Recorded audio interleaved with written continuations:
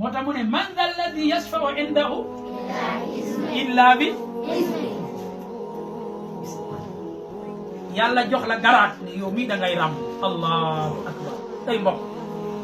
nga dem ba yombal qiyaam yàlla wóora si kanami ñëpp ne kaay yow jox naa la garaat tey nomel naa la benn garaat bi xam nga moom mooy lan ñii dama leen waroon a yóbbu safara léegi demal diw ak diw ak diw may naa la garaat boobu yow nga tànnal ma diw ak diw yow yaa tax ma jéggal leen ñu dugal leen biir ay jana mbokk ndax yow doo dugg yow macha allah ankay loolu moom fal force la yow da ngay dugg ne daa ankay allahu akbar léegi déglu leen nag jëf yi bi si njëkk xoolal bi si njëkk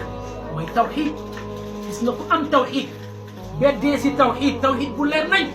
yow di nga bokk si yàlla ñu muy tànn yàlla si bokk moo tax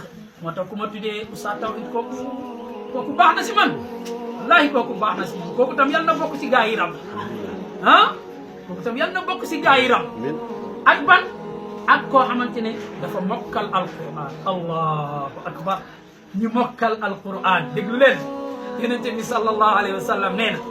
ki mokkal alquran yawmal qiyaam dinañ toog moom mu mokkal alquran si côté papam si côté yaayam dina génnee ñu waroon a dugg safara ñu tolloog 70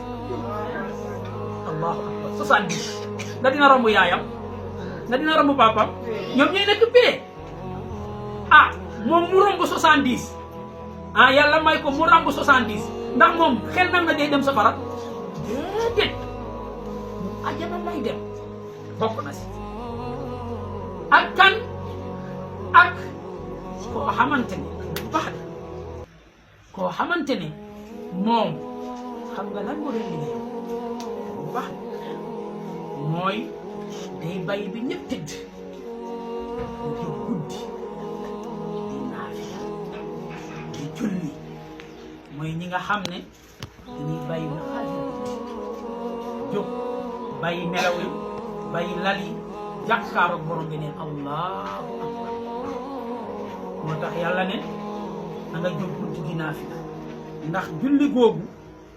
guddi googu daf lay dekkal yowmal qiyaam nga am maqaaman mahmud mooy ràmbu jooju maqaaman mahmud ngay am place bu ñu gërëm fa yàlla bokk mu ngi nii beneen bi yowmal qiyaam waajur bi si boppam suñ ko ràmmee ba pare